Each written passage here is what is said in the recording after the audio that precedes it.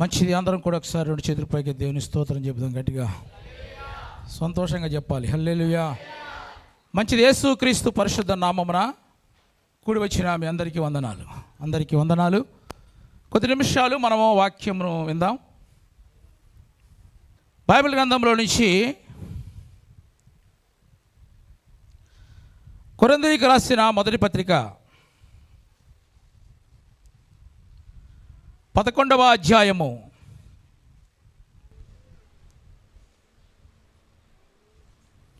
31వ వాక్య భాగమును జాగ్రత్తగా చదువుదాం మెల్లగా. అయితే మనలను మనమే విమర్శించుకొనిన ఎడల తీర్పు పొందకపోదుము. చాలు, తీర్పు పొందకపోదుము. ప్రేమ కలిగిన తండ్రి, పరిశుద్ధుడైన దేవా, నీ పరిశుద్ధ నామానికి వందనాలు స్తోత్రాలు చెల్లిస్తున్నాం ప్రభువా. ఇంతవరకు జరిగించిన ప్రతి కార్యక్రమాన్ని బట్టి నేను స్తుతిస్తున్నా. కూడి వచ్చిన ప్రతి ఒక్కరిని కూడా నీ స్వాధీనంలో ఉంచుకోమని ప్రార్థిస్తున్నాం ప్రభువా. ఈ సమయంలో చదవబడిన వాక్య భాగమును ధ్యానిస్తూ ఉండగా అనుకునే ఆత్మచేత మీరు అభిషేకించండి. మా అందరితో ప్రభువా మీరు మాట్లాడమని యేసు క్రీస్తు నామమున ప్రార్థించి అడిగి వేడుకొనుచున్నాము తండ్రి, ఆమేన్. ప్రియమైన దేవుని బిడ్డలారా, అందరు నా వైపు చూడాలి. ఈ చదువుకున్న వాక్య భాగమును మనం గమనిస్తే అపోస్తలుడైన పౌలు గారు కొరింథీ సంఘమునకు ఒక హెచ్చరిక చేస్తున్నాడు. ఏమనంటే, మనలను మనమే విమర్శించుకుంటే గనక తీర్పు పొందకపోదుము, తీర్పులోనికి రాకుండా ఉండగలుగుతాము. ఆమేన్ చెప్తే బాగుండేది కదా. ఈ హెచ్చరిక మనందరికీ, ఇది మనకు అవసరమైన హెచ్చరిక. ఇది ఒక అద్భుతమైన హెచ్చరిక. మనల్ని మనము మొట్టమొదటగా సరిచేసుకోవాలి. చాలామంది ఏం చేస్తూ ఉంటారంటే, ఇతరులను విమర్శిస్తూ ఉంటారు. వాళ్ళు బాగోలేదు, వీళ్ళు సరిగా లేరు అని వేరే వారి గురించి మాట్లాడుతూ ఉంటారు. నీవు ఇతరుల గురించి మాట్లాడే ముందు నిన్ను నీవు సరిచేసుకుంటే గనక నీవు తీర్పులోనికి రాకుండా ఉండగలుగుతావు. ఆమేన్. నేను రక్షించబడి ఇన్ని సంవత్సరములు అయింది కదా, నాలో క్రీస్తుకు కలిగిన పరిపూర్ణత ఉందా? నేను క్రీస్తుని పోలి నడుచుకుంటున్నానా? నేను మాట్లాడిన ప్రతి మాట సరి అయినదేనా? నా ఆలోచనలు, నా తలంపులన్నీ కరెక్ట్గా ఉన్నాయా అని మనల్ని మనము సరి చేసుకుంటే తీర్పులోనికి రాకుండా మనం ఉండగలుగుతామంట. అయితే విశ్వాసులు అందరూ కూడా మొట్టమొదటిగా చేయవలసిన పని ఏంటంటే, మన కంటిలో ఉన్న దూలమును తీసుకోవాలి ముందు. ఎదటివాడి కంటిలో ఉన్న నలుసు తర్వాత సంగతి నీకు. మన కంటిలో ఉన్న దూలమును తీసివేసుకుంటే గనక యేసయ్య ప్రత్యక్షమైనప్పుడు ఆయన ఎదుట నిలబడే అర్హతను మనం సంపాదించుకోగలుగుతాము. అందుకని యేసు ప్రభువు ఒక మంచి మాట చెబుతారు. మత్తయి సువార్త 3వ అధ్యాయం 10వ వాక్య భాగాన్ని చదువుకుందాం.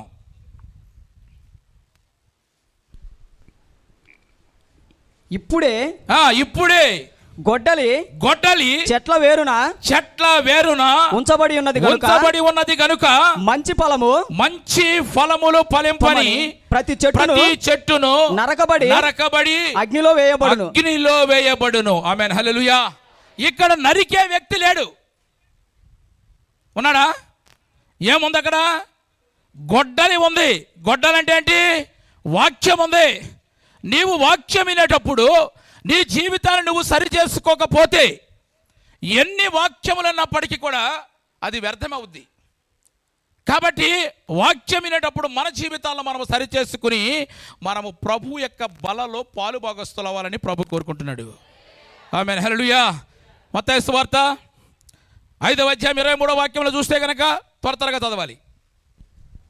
కావున నీవు బలిపీఠమునొద్ద అర్పణము అర్పించుచుండగా నీ మీద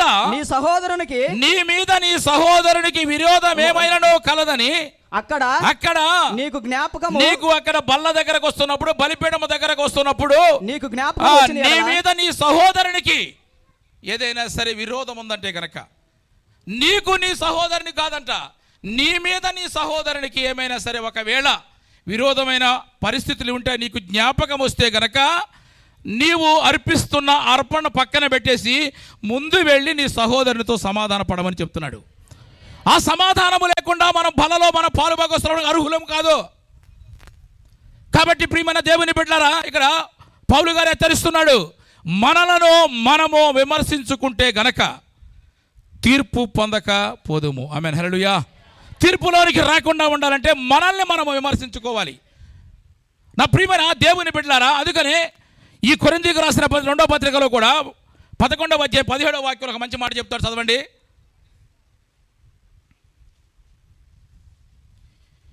మీకు ఈ ఆజ్ఞను ఇచ్చుచు మిమ్మల్ని మెచ్చుకొనను, మీరు కూడి వచ్చుట ఎక్కువ కీడుకే గాని మరి ఎక్కువ మేలుకు కాదంట.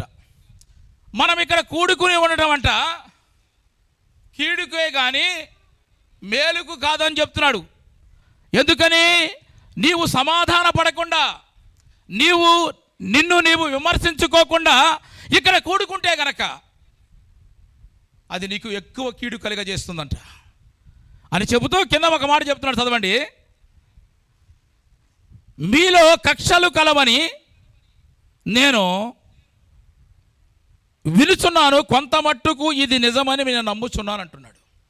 కాబట్టి మనం అందరము కూడా దేవుని సన్నిధిలో ఇక్కడ కూడుకున్నాము కదా, అది మనకు మేలు జరగాలంటే గనక మనల్ని మనము విమర్శించుకుంటాం అనేది చాలా ప్రాముఖ్యమైన సంగతి. ఆమేన్, హల్లెలూయా. అంటే మన మనస్సాక్షి స్వరాన్ని వినకుండా నీవు ముందుకు సాగితే గనక ఈ లోకములో ఉండగానే నీవు శిక్షించబడతావు.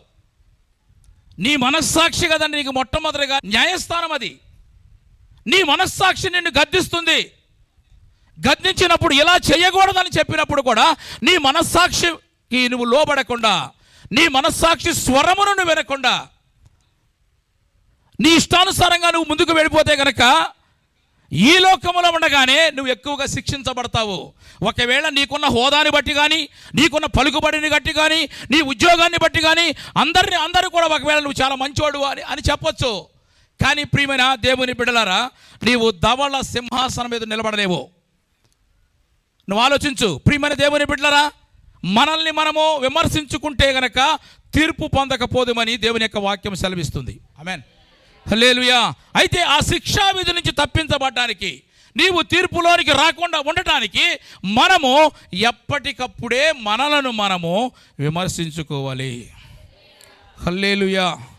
అయితే ఈరోజు నేను మీకు చెప్పాలనుకున్న మాట ఏంటంటే, విమర్శించుకోకపోతే గనక మనకి ఎటువంటి నష్టం వస్తుంది, విమర్శించుకుంటే గనక ఎటువంటి ఆశీర్వాదాలు వస్తాయి. ఈ రెండు కంపేర్ చేస్తూ ఈరోజు మన వాక్యంలోంచి మనం ధ్యానిద్దాం. చదవండి. మొట్టమొదటిగా యెహోషువ గ్రంథము 7వ అధ్యాయము 25వ వాక్య భాగాన్ని చదువుకుందాం.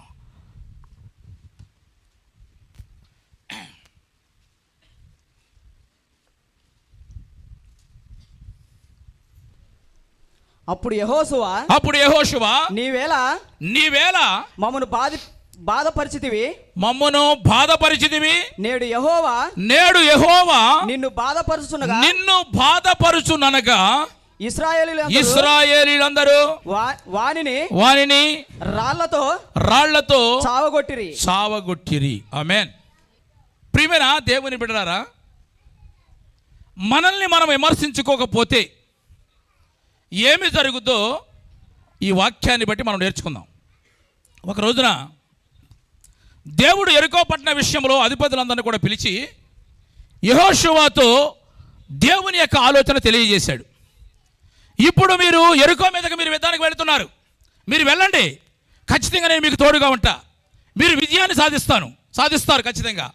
కానీ మీరు అది ఎంతటి పెద్ద ప్రాకారములైనప్పటికీ కూడా వాటిని కూల్చి మీరు చేయాలి సాధిస్తారు, ఎందుకంటే నేను మీకు తోడుగా ఉంటాను. కానీ మీరు ఒక పని చేయాలి ఏంటంటే కనుక, విలువైన సామాగ్రి ఉంది ఆ పట్టణంలో, వెండి బంగారము ఇత్తడి కొన్ని సినారు వస్త్రాలు ఉంటాయి, అవి మాత్రము నా ధనాగారములో ఉండాలి, మీరు అక్కడికి తీసుకొని రావాలి మీరు. ఎందుకంటే ప్రియమైన దేవుని బిడ్డ, నేను మీకు విజయమునిస్తా, కానీ విలువైన వస్తువులు మాత్రము నావి అని చెప్పాడు. అయితే ప్రియమైన అందరూ యుద్ధానికి వెళ్ళారు, దేవుడు వారికి సహాయం చేశారు, విజయాన్ని సాధించారు. అయితే అందరూ కూడా అన్నీ కూడా తెచ్చి దేవుని యొక్క మందిరములో పెడుతున్నారు. అంత విలువైన వస్తువు అయినప్పటికీ కూడా, అది చాలా అందముగా ఉన్నప్పటికీ కూడా, ఇది మా ఇంట్లో ఉంటే గనక నాకు చాలా బాగుంటుంది, నాకు విలువనిస్తుంది అని అనుకున్నప్పటికీ కూడా, ఎవరు కూడా దేవుని యొక్క ఆజ్ఞను మేరకుండా ప్రతి ఒక్కరు కూడా తీసుకొని వచ్చి ఆ వస్తువులన్నీ కూడా దేవుని యొక్క ధనాగారంలో పెడుతున్నారు. కానీ ఒకడు ఉన్నాడు అన్నమాట మళ్ళంటోడు. ఎవరు? ఆకాను అనుకున్నాడు, ఇది నాకు కావాలి. ఏమనుకున్నాడు? అది పెద్ద ఫ్యామిలీ అండి, ఒకవేళ దీన్ని నమ్ముకుంటే కనుక ఒక నెల అంతా కూడా నేను బ్రతకొచ్చు అనుకున్నాడేమో. అతను ఏం చేయండి, చీనాయి వస్త్రములను 200 తులముల వెండిని 5 తులముల బంగారు కమ్మని కూడా దాచుకున్నాడు. ఇలాంటి ఆలోచనలు మనకు కూడా వస్తాయి. దేవునికి ఇవ్వాలి అని దేవుడు చెప్తున్నాడు వాక్యంలో. పద్దాక దేవుడు ఆ విషయం గురించి మాట్లాడు. అయినప్పటికీ కూడా కొన్ని సమస్యలు వచ్చినప్పుడు, కొన్ని బాధలు కలిగినప్పుడు దేవునికి ఇచ్చేవాళ్ళు కూడా ఆగిపోయే వాళ్ళు కొంతమంది ఉంటారు. అప్పుడు నీ మనస్సాక్షి నేను గద్దిస్తుంటుంది.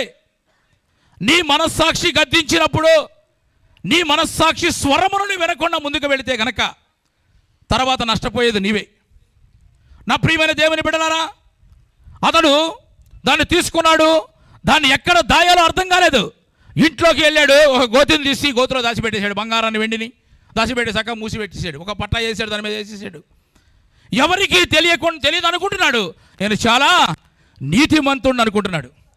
ఒకరోజు గడిచింది, రాత్రి అయ్యింది, తన గుడారంలోనికి వెళ్ళాడు. వెంటనే తన మనస్సాక్షి గద్దిస్తుంది, ఆకాను నువ్వు చేసిన పనేంటి? నీవు ఏ వస్తువుల మీద నిలబడి ఉన్నావు? ఇప్పుడు దేవుని మందిరంలో ఉన్న వస్తువుల మీద నిలబడి ఉన్నావు నువ్వు ఇక్కడ అని అతను మనస్సాక్షి గద్దిస్తుంది. ఎందుకంటే దేవుని మందిరంలో ఉండవలసినవి, ఇతను దేవుని సన్నిధిలో ఉండవలసినవి, దేవుని దగ్గర ఉండవలసినవి తను దాచుకున్న సంగతి తన మనస్సాక్షి గద్దిస్తుంది. అయినప్పటికీ కూడా ఏమాత్రం కూడా అలవాటైపోయింది అతనికి. ఇక రోజులు గడుస్తున్న అలవాటైపోయింది, బాగానే ఉంది అనుకుంటున్నాడు. కేసు క్లోజ్ అయిపోయింది అనుకుంటున్నాడు. ఎన్నో సంవత్సరాలుగా కేసు క్లోజ్ అయిపోతేనే, ప్రభుత్వాలు మారితేనే మరలా బయటికి తీస్తారు కదా. దేవుడు ఎందుకు వదిలిపెడతాడు? మొత్తం కక్కిస్తాడు, మొత్తం తీసుకొస్తాడు. నువ్వు దేవునికి ఇవ్వవలసింది కూడా తినేస్తే దేవుడిని హెచ్చరించాడు ముందుగానే, నీకు విజయాన్ని ఇస్తానని చెప్పాడు. కానీ దేవుని ధనాగారంలో ఉండవలసిన వస్తువులు ఇక్కడ తీసుకురామని చెప్తే నీ ఇంటిలో దాచిపెట్టుకున్నావు.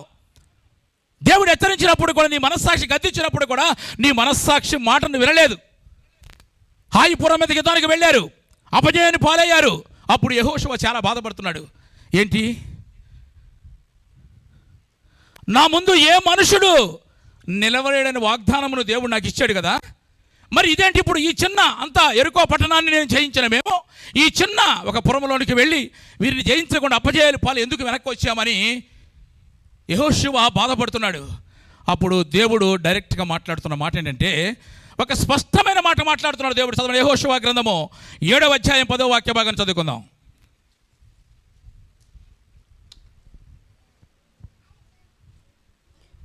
యెహోవా యెహోషువతో ఇట్లా నేను లెమ్ము, నీవేళ ఇక్కడ ముఖము నేల మోపుకొందువు, నీవేళ ఇక్కడ ముఖము మోపకొందువు.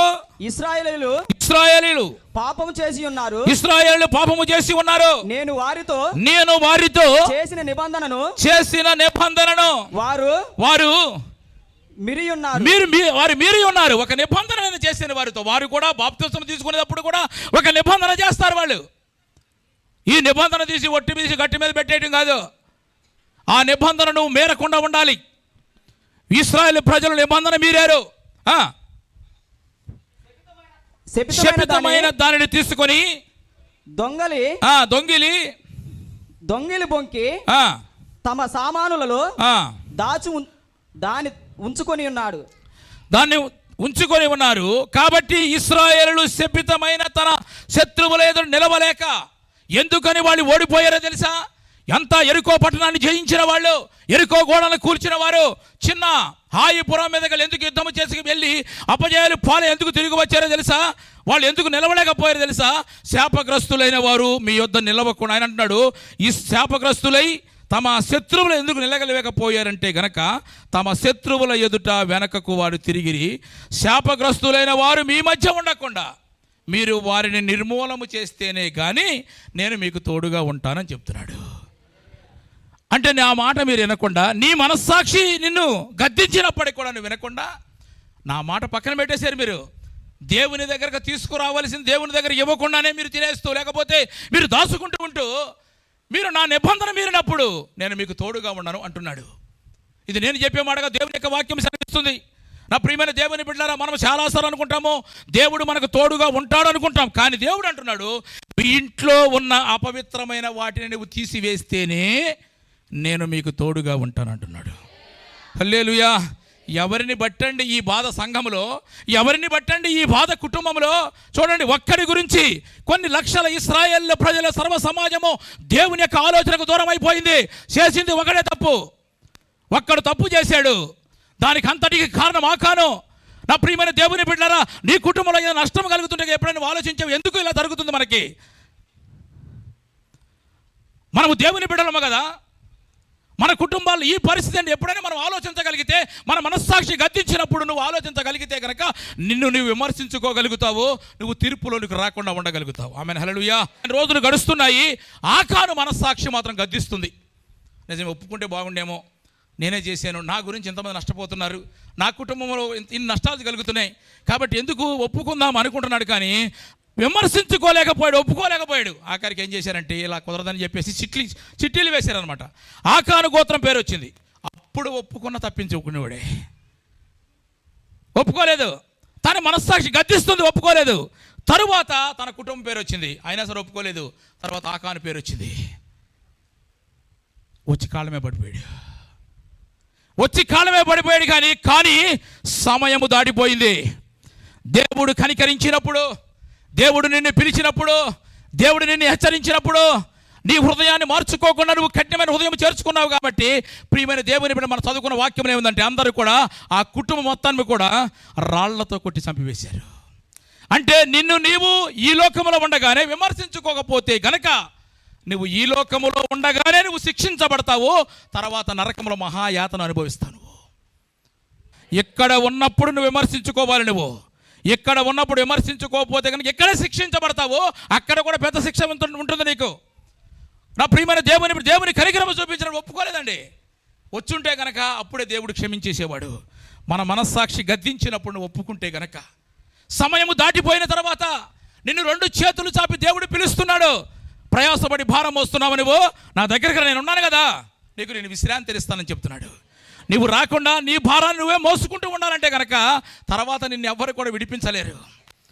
కనుక నా ప్రియమైన దేవుని బిడ్డలారా, మనల్ని మనము విమర్శించుకున్నప్పుడే మనము తీర్పు పొందకపోదుమని దేవుని యొక్క వాక్యం సెలవిస్తుంది.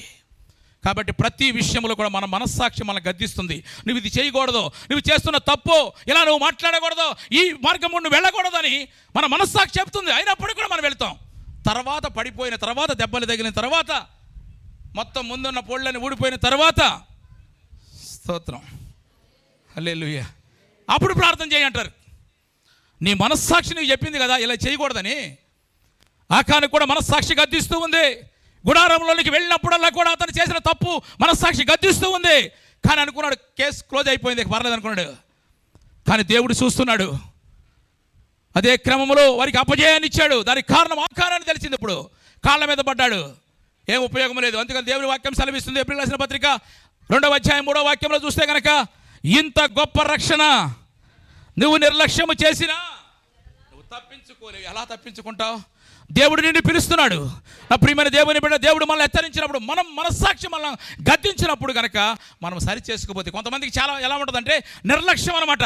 ఇప్పుడు మన ముందు నుంచి బల దాటిపోతే ఉంటుంది. నీకు బాధ కలగదా రక్షించబడకపోతే? నేను దాటి వెళ్ళిపోతే మనకు ఎంత బాధ అయ్యాలండి? మరొక అవకాశం వస్తుందా నీకు? హెబ్రీయులకు రాసిన పత్రిక 12వ అధ్యాయము 17వ వాక్యము చూసినట్లయితే కనుక చదవండి.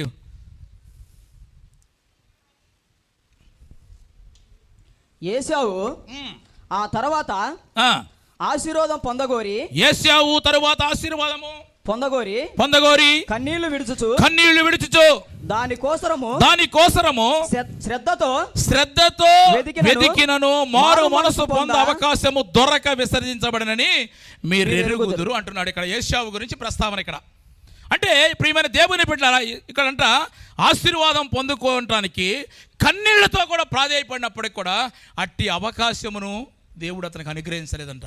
ఎందుకంటే ఏశావు జీవితం అతని ఒక నిర్లక్ష్యం అన్నమాట. వేటాడడానికి వెళ్ళిన ఏశావు ఒక్క జంతువును కూడా వేటాడకుండా తిరిగి వచ్చి అలసిపోయి వచ్చి జ్యేష్ఠత్వ హక్కును అమ్ముకున్న పరిస్థితి మనకు తెలుసు. అతను వేటాడుడందు నేర్పరి అని బైబిల్లో రాయబడింది. మరి అంత నేర్పరైనప్పుడు మరి ఒక జంతువునైనా వెంటాడి తీసుకుని రావాలి కదా. ఆ క్రమంలోనే ఒక రోజున ఏం జరిగిందంటే ఇస్సాకు వృద్ధాప్యంలోకి వచ్చాడు. వాళ్ళ నాన్నగారు అంటున్నాడు ఏశావుని పిలిచి, అరే నేను ఎప్పుడు చచ్చిపోతానో నాకు తెలియదు, కాబట్టి నీవు అడవిలోనికి పోయి నా కొరకు అనే మాట మెన్షన్ చేశాడు. అక్కడ నా కొరకు వేటాడి మాంసమును తీసుకురా, నేను సావక ముందే నేను నిన్ను ఆశీర్వదించినట్లుగా నాకు ఇష్టమైనట్టుగా దాన్ని తయారు చేసి తీసుకురమ్మని చెప్పాడు. ఈ మాటలు వాళ్ళ అమ్మగారింది. ఏం పేరు? రెబ్కా.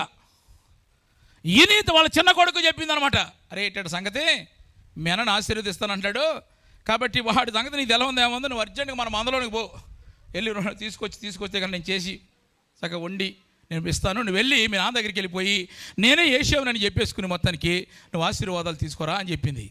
ఇప్పుడు మొట్టమొదటి విన్న వ్యక్తి ఎవరు? ఏశావు. అని ఒక నిర్లక్ష్యం అనమాట. ఎప్పుడైనా వెళ్ళొచ్చాడు చర్చికి,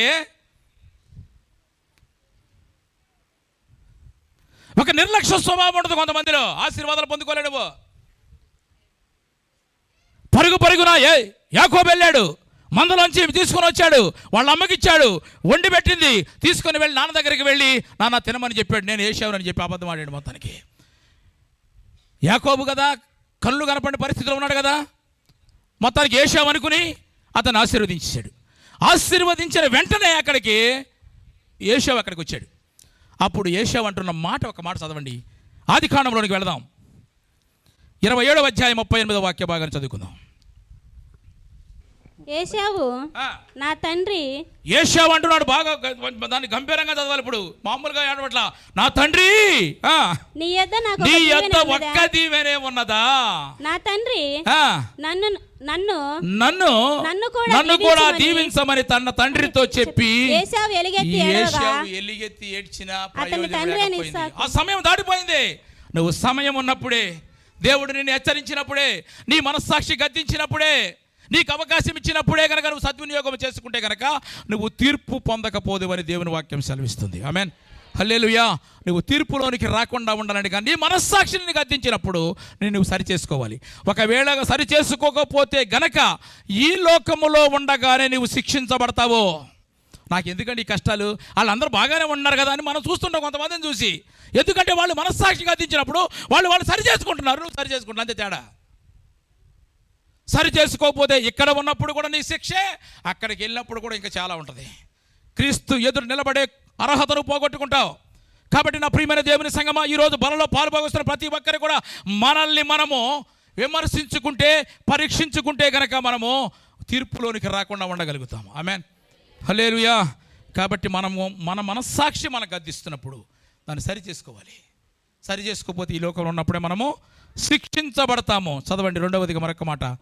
సరి చేసుకుంటే ఏం జరుగుతుందో ఇప్పుడు చదువుకుందాం. లోకాసు వార్త 15వ అధ్యాయము 20 నుంచి చదువుకుందాం. వాడింకా దూరంగా ఉన్నప్పుడు తండ్రి వాని చూచి కనికరపడి పరిగెత్తి వాని మెడ మీద పడి ముద్దు పెట్టుకొనెను. అప్పుడు ఆ. ఆ కుమారుడు ఆ. అతనితో, ఆ. తండ్రి, ఆ. నేను పరలోకం నాకు విరోధముగాను ఆ. నీ ఎదుట పాపము చేసి తిని ఆ. ఇక మీదట నీ నీ కుమారుణ్ణని కుమారుడని అనిపించుకొనుటకు యోగ్యుడను కానెను. అయితే తండ్రి అంటున్నాడు, తన తన దాసులను పిలిచి చూచి ఆ, ప్రశస్త ప్రశస్త వస్త్రము వస్త్రము త్వరగా తెచ్చి వీనికి కట్టి వీని చేతికి ఉంగరం పెట్టి పాదములకు పాదములకు చెప్పులు తొడుగుడి. ఆమేన్. హల్లెలూయా, హల్లెలూయా. ప్రియమైన దేవుని బిడ్డలారా, మనల్ని మనం ఇప్పుడు కనుక విమర్శించుకుంటే కనుక ఒకసారి నన్ను చూసి దేవునికి స్తోత్రం చెప్పాలి మీరు. హల్లెలూయా. ఇక్కడ ఈ 15వ అధ్యాయంలో మొట్టమొదటి గొర్రె తప్పిపోయింది, తరువాత నాణెమ పోగొట్టుకుంది కదా, తర్వాత కుమారుడు కూడా పోయాడు. గొర్రె తప్పిపోయినప్పుడు 99 గొర్రెల్ని విడిచిపెట్టేసి ఒక గొర్రె వెతకడానికి వెళ్ళాడు. నాణెమ పోగొట్టుకున్నప్పుడు ఆ స్త్రీ ఏం చేసింది? దీపం వెలిగించింది. దొరకకపోతే కనుక చీపురు తీసుకుని ఊడిస్తే బయటకు వచ్చింది, దొరికింది. కానీ కుమారుడు తప్పిపోయినప్పుడు తండ్రి మాత్రం గడప దాటలేదు. ఏడుస్తున్నాడు, బాధపడుతున్నాడు, ప్రార్థన చేస్తున్నాడు. కానీ వాడు వెళ్ళి పందుల దగ్గర మేత మేస్తుంటే కనుక అక్కడికి వెళ్ళి ఇది ఎందుకు తింటున్నారు అని మాత్రము తండ్రి వెళ్ళి అక్కడికి వెళ్ళలేదు. కానీ తండ్రి ఉద్దేశం ఏంటంటే కనుక అతడు గనక తప్పు తెలుసుకొని తిరిగి వస్తే అతడి మొదటి స్థానము కంటే ఒక ఉన్నతమైన స్థానం ఇవ్వడానికి తండ్రి సిద్ధంగా ఉన్నాడు. దేవునికి స్తోత్రం చెప్పు గట్టిగా హల్లెలూయా. కనుక నా ప్రియమైన దేవుని, నువ్వు కనుక నిన్ను విమర్శించుకుంటే కనుక ఇప్పుడు నీకున్న స్థానమును దేవుడు ఎత్తిస్తాడు. నిన్ను నువ్వు విమర్శించుకోకపోతే కనుక ఈ లోకంలో ఉన్నప్పుడే నువ్వు శిక్షించబడతావు. విమర్శించుకుంటే గనక మొదటి స్థానము కంటే దేవుడు ఒక ఘనమైన స్థానమును మనకిస్తాడు. చప్పటి కూడా దేవుని స్తోత్రం చెబుదాం. హల్లెలూయా. అయితే ఇక్కడ మీరు గమనించాలి, ఇతను విమర్శించుకున్నట్లుగా ఎక్కడ తెలుస్తుంది మనకు? 15వ అధ్యాయంలో 17వ వాక్యం చూద్దాం. అయితే బుద్ధి వచ్చినప్పుడు వాడు నా తండ్రి యొద్ద ఎంతో మంది కూలివాండ్రకు అన్నము సమృద్ధిగా ఉన్నది, నేనైతే ఇక్కడ ఆకలికి చచ్చిపోతున్నాను. చాలు, బుద్ధి వచ్చినప్పుడు అనే మాట చూస్తున్నాం ఇక్కడ. అంటే బుద్ధి వచ్చిందంటే గనక కారణం ఏంటి? తన్ను తాను విమర్శించుకున్నాడు. నేను నా తండ్రితో ఉన్నప్పుడు నేను ఎంత సంతోషంగా ఉన్నానండి, కానీ లోకంలో ఉన్నప్పుడు ఎంత బాధపడుతున్నా అర్థమైంది. ఇప్పుడు నా తండ్రి సన్నిధిలో ఉన్నప్పుడు నేను ఎంత ఆనందంగా సమృద్ధిగా నేను ఎంత సంతోషంగా ఉన్నానో, లోకస్తులతో తిరుగుతుంటే గనక అక్కడికి ఇక్కడికి ఉన్న వ్యత్యాసము, లోకమునకు దేవుని సన్నిధికి ఉన్న వ్యత్యాసాన్ని అతను గమనించాడు. కాబట్టి బుద్ధి వచ్చినప్పుడు అని రాయబడింది అక్కడ. ఆమేన్. హల్లెలూయా. అంటే అతడు ఆలోచించుకున్నాడు. ఇప్పుడు అతడు ఆలోచించుకున్న నా తండ్రి దగ్గర అనేక మంది కూలి వాళ్ళు ఉన్నారు కదా, వాళ్ళు సమృద్ధికరమైన ఆహారాన్ని భోజనం చేస్తున్నారు, కానీ నేను అనేది కుమారుడినై ఉండి కూడా నేనేంటి లోకంలో తిరగటం ఏంటి? ఈరోజు తిండి లేకుండా నేను పందులు తినే పొట్టు కూడా తినడానికి సిద్ధపడటం ఏంటి అసలుకి ఆలోచించాడు. అప్పుడు అతను తను విమర్శించుకున్నప్పుడు ప్రియమైన దేవుని బిడ్డలారా, అతడు తండ్రి దగ్గరికి రావాలనుకుని సిద్ధపడ్డాడు. అతడు లేచి అనే చూస్తాం అక్కడ. లేచాడు, తండ్రి దగ్గరికి వెళదాం అనుకున్నాడు. వెళ్ళి అయ్యా, ఇప్పుడు అతను చెప్పాలనుకున్నాడు. మనసులో ఏమనుకుంటాడంటే, నేను నీకును నా దేవునికి విరోధంగా పాపం చేశాను అని చెప్పాలనుకున్నాడు, అంతే. అయితే మనం చదువుకున్న వాక్యములు ఏముందంటే కనుక వాడింకను వస్తున్నాడు అనమాట. వస్తుండగానే వాడింకను దూరముగా ఉండగానే తండ్రి వారిని చూసి కనికరపడి పరిగెత్తుకుని వెళ్ళి మెడ మీద ముద్దు పెట్టుకున్నాడండి. ఆమేన్. హల్లెలూయా. అతనిలో మార్పు వచ్చిందనమాట. తాను పరిశీలన చేసుకున్నాడు. లోకంలో ఉన్న ఆనందమునకు దేవుని సన్నిధిలో ఉన్న ఆనందానికి తేడా తెలుసుకున్నాడు. తండ్రి దగ్గర ఉన్న ఆనందానికి తేడా తెలుసుకున్నాడు. అందుకని పౌలు గారు ఒక మాట చెప్తున్నాడు, ఏమనంటే ప్రభువునందు మీరు ఆనందించండి, మీరు మర్చిపోతారని చెప్తున్నాడు. మరలా చెప్తున్నాడు మీకు, ఇక్కడి నుంచి బయటికి వెళ్తే మరలా అదే ఆనందంగా కనపడుతుంది మీకు. అందుకని మరలా మిమ్మల్ని హెచ్చరిస్తున్నాను, నేను ప్రభువునందే మీరు ఆనందించాలి. ఈ ఆనందము దేవుని సన్నిధిలో దొరుకుతుంది. ఇది కనుక నువ్వు విమర్శించుకోగలిగితే కనుక, నేను పరిశీలన చేసుకోగలిగితే కనుక, నీ మనస్సాక్షి నిన్ను గద్దించినప్పుడు, నీ మనస్సాక్షి నీ మీద నేరారోపణ చేస్తూ ఉన్నప్పుడు నువ్వు సరి చేసుకుంటే కనుక నీకు ఉన్న స్థానము కంటే దేవుడు ఒక ఉన్నతమైన స్థానం ఇస్తాడండి. ఆమేన్. హల్లెలూయా. దేవుడికి కూడా అదే మార్పు కావాలి. దేవుడికి కూడా కోరుకునేది అదే. ఈ మార్పు రాకపోతే కనుక మనం ప్రభు దగ్గరకు మనం రాలేమండి. ప్రభు కూడా మన దగ్గరకు రాలేడు. సరి స్తోత్రం చెప్పు. హల్లెలూయా. కనుక నా ప్రియమైన దేవుని బిడ్డలారా, మనము ఈ లోకంలో ఉండగానే సరి చేసుకుంటే కనుక మన మనస్సాక్షి గద్దించినప్పుడు నీకున్న స్థానమును దేవుడు ఇచ్చిస్తాడు. నీవు సరి చేసుకోకపోతే గనక ఈ లోకములో ఉన్నప్పుడు నువ్వు శిక్షించబడతావు. మోషే గురించి ఒక మాట ఉంది. మోషే పెద్దవాడైనప్పుడు అనే మాట చూస్తాం మనం. ఇతనికి బుద్ధి వచ్చిందనమాట, మార్పు వచ్చింది. ఇతనికి పెద్దవాడైనప్పుడు అనే మాట చూస్తాం. అంటే అతనిలో మార్పు వచ్చిందనమాట. తను తాను పరిశీలన చేసుకున్నప్పుడు అతనికి అర్థమైంది ఏంటంటే, నేను ఉండకూడని స్థలంలో నేను ఉన్నాను అనుకున్నాడు. నేను ఇక్కడ కాదు ఉండేది అనుకున్నాడు. చదవన మాట హెబ్రీయులకు రాసిన పత్రిక ముగిస్తాను నేను 11:24 వాక్యంలో చూస్తే కనుక 11:24 మోషే పెద్దవాడైనప్పుడు విశ్వాసమును బట్టి ఐగుప్తు ధనము కంటే క్రీస్తు విషయమై నింద గొప్ప భాగ్యమని ఎంచుకొని అల్పకాలము పాపభోగం అనుభవించుట కంటే దేవుని ప్రజలతో శ్రమ అనుభవించడం మేలు అనుకోండి. ఎందుకంటే అందుకు అనుకున్నాడంటే కనుక అతనికి ఇప్పుడు అర్థమైంది. పెద్దవాడయ్యేప్పుడు, చిన్నప్పుడు ఏం తెలియదు మనకి. పెద్దవాడయ్యేప్పటికి, బుద్ధి వచ్చేప్పటికి, తను పరిశీలన చేసుకున్నప్పుడు, తన మనస్సాక్షిని సరి చేసుకునేప్పటికీ అతనికి అర్థమైంది ఏంటంటే, నేను ఉండవలసింది ఎక్కడ కాదు అనుకున్నాడు. ఆమేన్, హల్లెలూయా. అంటే తర్వాత ఏమి ఆలోచించాడు అతడు అలా అనుకుని కిందకి వెళ్ళాలి. చదువన్నమాట 11:24 మోసే పెద్దవాడైనప్పుడు విశ్వాసమును బట్టి ఐగుప్తు ధనము కంటే క్రీస్తు విషయమై నింద గొప్ప భాగ్యమని ఎంచుకొని అల్పకాలము నా పాప భోగం అనుభవించుట కంటే దేవుని ప్రజలతో శ్రమ అనుభవించుట మేలని యోచించి ఫరో కుమార్తె యొక్క కుమారుని అనిపించుకొనుట ఒప్పుకొనలేదు. ఏలయనగా అతడు ప్రతిఫలముగా కలుగబో బహుమతి యందు అతడు దృష్టి పెట్టాడు. ఆమేన్, హల్లెలూయా, హల్లెలూయా.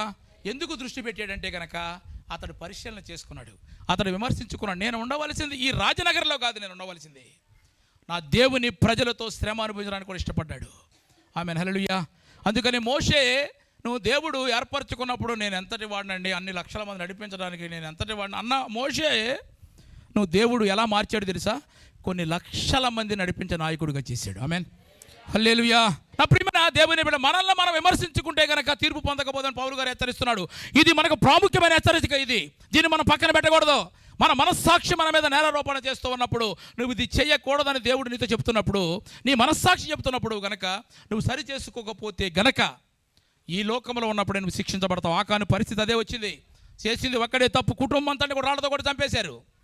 చేసింది ఒక్కడే తప్పు, ఇశ్రాయేలు సర్వ సమాజం అంతా కూడా దేవుని యొక్క ఆలోచనకు దూరం అయిపోయింది. రెండవదిగా మనల్ని మనం విమర్శించుకుంటే గనక, సరి చేసుకుంటే గనక దేవుడు ఇప్పుడు మనకు ఒక స్థానం ఇచ్చాడు. ఆ స్థానం అంటే నువ్వు తిరిగి వస్తే, అంటే గనక నువ్వు సరి చేసుకుని వస్తే, నీకు బుద్ధి వచ్చి నువ్వు గ్రహించి మరలా నువ్వు సరి చేసుకుని దేవుని దగ్గర రాగలిగితే గనక నీకు ఒక ఉన్నతమైన స్థానం ఇస్తాడు. ఆమేన్, హల్లెలూయా. అందుకని దేవుని వాక్యం సెలవిస్తే హెబ్రీయులకు 10:24 చూస్తే గనక చివరికి ఒక మాట చదువుకుందాం. కొందరు మానుకొనుచున్నట్లుగా సమాజముగా కూడుకుని, కొందరు ఏం చేస్తూ ఉంటారంటే మానేస్తారన్నమాట, చర్చికి రాకుండా. సమాజముగా కూడుకుంటట మానివేసేవాళ్ళు కొంతమంది ఉంటారు. ఎందుకని? వాళ్ళ మనస్సాక్షి వాళ్ళని గద్దిస్తూనే ఉంటుంది. ఈరోజు ఆదివారం కదా, నేను వెళ్ళాలని ఉంటుంది. కానీ వాళ్ళకున్న పనులు భారం, వాళ్ళకున్న బాధ్యతలు అయి ఉండొచ్చు. దానికంటే ఇక్కడికి వస్తే కనుక దేవుని వాక్యం చెప్తుంది ఏమని? కీర్తన గ్రంథం 68:19 ఏముంది? అనుదినము ఆయన మా భారమును భరిస్తున్నాడంట. ఆమేన్. అంటే మన భారమును భరించేవాడు ఆయన ఉన్నాడు. మనం ఏం చేస్తామంటే బయటికి వెళ్ళిపోయి ఆ పనుల భారముతో నువ్వు కొందరు మానుకొనుతున్నట్లుగా నువ్వు మానివేస్తున్నావు. కాబట్టి ఒక హెచ్చరిక ఏంటంటే, ఫైనల్గా చదువు, ఆ దినము సమీపించిన కొలది మరి ఎక్కువగా అలాగు చేయుచు ప్రేమ చూపుటకును సత్కార్యములు చేయుటకును ఒకరిని ఒకడు పురుకొల్పవలనని ఆలోచించము. ఆమేన్, హల్లెలూయా. మనం ఎక్కువగా ఒకరినొకరు పురుకొల్పుకుంటానికి ఇక్కడికి వచ్చేది మనం కదా. నువ్వు వచ్చినప్పుడు పోయిన వారం ఎంత బలపడ్డావు, ఇప్పుడు ఎలా బలపడుతున్నావు, ఇవన్నీ కూడా అయిపోయిన తర్వాత, ప్రార్థన అయిపోయిన తర్వాత నువ్వు ఒకరినొకరు హెచ్చరించుకోవాలి. నువ్వు అప్పుడు వాళ్ళకి అర్థమవుతున్నమాట, నేను గత వారం రాకపోవడం వల్ల ఎంత నష్టపోయాను అని చెబుతూ కింద చెప్తాడు 26వ వాక్యంలో, మనము సత్యమును గూర్చి అనుభవ జ్ఞానం పొందిన తరువాత బుద్ధిపూర్వకముగా పాపము చేసిన ఎడల పాపములకు బలి ఇకను ఉండదు అంటున్నాడు. బుద్ధిపూర్వకంగా ఎప్పుడు పాపం చేయొద్దు. తెలుసో తెలియక, చిన్నపిల్లలు చేశారని కూడా తెలియదు అంటాం. పెద్దవాళ్ళు చేస్తే ఏమంటారు? తాడి చెట్టు అంతా ఏడు అంటారు ముందు అంటారు కదా. కాబట్టి తెలిసి తప్పు చేస్తే కనుక శిక్షించబడతాం. తెలిసి నువ్వు మానివేస్తున్నావేమో, తెలిసి కూడా నీ మనస్సాక్షిగా నువ్వు లోపడకుండా నువ్వు బ్రతుకుతున్నావేమో, నిన్ను విమర్శించుకోకుండా నువ్వు అలాగే బ్రతుకుతూ ఉన్నావేమో, జాగ్రత్త. ఈ లోకంలో నువ్వు ఉన్నప్పుడు నువ్వు శిక్ష అనుభవిస్తా పరిస్థితి వస్తుంది. నువ్వు గనక సరి చేసుకుంటే గనక దేవుడు మనకు ఉన్నతమైన స్థానమునిస్తాడు. అందుకని ఫైనల్గా ఒక హెచ్చరికిస్తాడనమాట యేసు మా పౌలు గారు హెబ్రీ సంఘానికి రాస్తూ 6వ అధ్యాయం 4వ వాక్యంలో చూస్తే గనక 6:4 ఒకసారి వెలిగింపబడి, జాగ్రత్తగా, ఒక్కసారి నువ్వు రక్షించబడిన తరువాత పరలోక సంబంధమైన వరములను సూచించిన తరువాత నీకు తెలుసు దేవుని శక్తి అంటే నీకు తెలుసు. పరిశుద్ధాత్మలో పాలివారై నువ్వు రక్షించబడిన తర్వాత యేసుక్రీస్తు నామమున నీకు బాప్తిసం తీసుకున్న తర్వాత నీకు పరిశుద్ధాత్మను దేవుడు ఇచ్చాడు. ఆ శక్తి అంటే నీకు తెలుసు, ఎందుకంటే ఆయన ఆదరణకర్తగా నేను ప్రతిదినం ఆదరిస్తూ ఉన్నాడు. ఇవన్నీ తెలిసి కూడా దేవుని దివ్య వాక్యము రాబోవు యుగ సంబంధమైన శక్తుల ప్రభావమును అనుభవించిన తరువాత తప్పిపోయిన వారు అంటున్నాడు. తప్పిపోయిన వారు ఇవన్నీ తెలిసి కూడా, దేవుని గురించి తెలిసి కూడా సర్వ సంఘములోనికి వస్తే కనుక ఎంతగా నువ్వు బలపడతావో, ఎంతగా ఆశీర్వదించబడతావో తెలిసి కూడా ఒకవేళ తప్పిపోతేనంట వారిని మరలా నూతన పరచటం అంట అసాధ్యమని దేవుడి స్టేట్మెంట్ ఇస్తున్నాడు. ఇక వీడిని ఎవరు మార్చలేడండి అంటాడు. ఎందుకని? నిద్రపోయేవాడిని మనం లేపచ్చు ఈజీగా, తులిపళ్ళు ఇస్తాడు. నిద్రపోనేవాడిని కూడా చెప్పండి లేపచ్చు. నిద్రపోయిన నటించేవాడిని లేపాలంటే కష్టమే. నీకన్నీ తెలిసి కూడా ఒకవేళ నీ మనస్సాక్షి గద్దించినప్పటికీ కూడా దేవుని దగ్గరికి రావాలి నువ్వు అని తెలిసి కూడా గనక నీ మనస్సాక్షి నేరారోపణ చేస్తున్నప్పటికీ కూడా నిన్ను విమర్శించుకోకుండా నువ్వు అలాగే ఉంటే గనక నిన్ను మరలా నూతన పరచడం అసాధ్యం అంటున్నాడు అక్కడ. కాబట్టి నా ప్రియమైన దేవుని సంగమా, నా ప్రియమైన దేవుని బిడ్డలారా, మనల్ని మనము విమర్శించుకుంటే కనుక మనము తీర్పులోనికి రాకుండా ఉండగలుగుతాం. హల్లెలూయా. మనకు మొట్టమొదటి న్యాయస్థానం ఏంటి? మన మనస్సాక్షి. తర్వాత కోర్టులో అయ్యని తర్వాత సంగతి. అసలు నీ మనస్సాక్షి చెప్పినప్పటికీ కూడా కోర్టుకు పోతే నీకు డబ్బులు నష్టం తప్ప ఏమీ లేదు. నీ మనస్సాక్షి చెప్తుంది కదా నీకు నువ్వు చేయకూడదని. ఆకాను అలా ఒప్పుకోలేకపోయాడు. ఈ లోకంలో ఉండగానే కుటుంబం అంతా కూడా రాళ్లతో కొట్టి చంపివేశారు. తప్పిపోయిన కుమారుడు, వాడికి బుద్ధి వచ్చింది, పరిశీలన చేసుకున్నాడు, ఆలోచించాడు. నాకు తండ్రి దగ్గర ఉన్నప్పుడు, లోకంలో ఉన్నప్పుడు వ్యత్యాసాన్ని గమనించాడు. వెంటనే తిరిగి వచ్చాడు. ఆ పనివారితో అంటున్నాడు, వీడు నా కొడుకును కాదని అనిపించుకోవడానికి ఏమీ లేవనుకుంటున్నాడు, అవన్నీ కూడా వీడికి ఇచ్చాను అని చెప్పాడు. ఏమీ లేవని నా కొడుకును కాదనుకున్నాడు వీడు. అందుకని ప్రశస్త వస్త్రము తొడగండి, స్తోత్రం చెప్పు. తర్వాత ఉంగరం పెట్టండి, హల్లెలూయా. చెప్పులు లేవేమో, చెప్పులు కూడా తొడిగేసండి, ఆమేన్, హల్లెలూయా. ఎంతటి ఒక ఉన్నతమైన స్థానాన్ని కల్పించాడు తండ్రి. ఇది మనం విమర్శించుకుంటే కలిగే ఆశీర్వాదం అండి, సరి చేసుకుంటే కలిగే ఆశీర్వాదము. కాబట్టి మనల్ని మనం విమర్శించుకొని ప్రభు యొక్క బలలో పాలు పొందుదాం. అట్టి కృప దేవుడు మనందరికీ అనుగ్రహించును గాక. ఆమేన్. తల్ల వంచండి, ప్రార్థన చేసుకుందాం.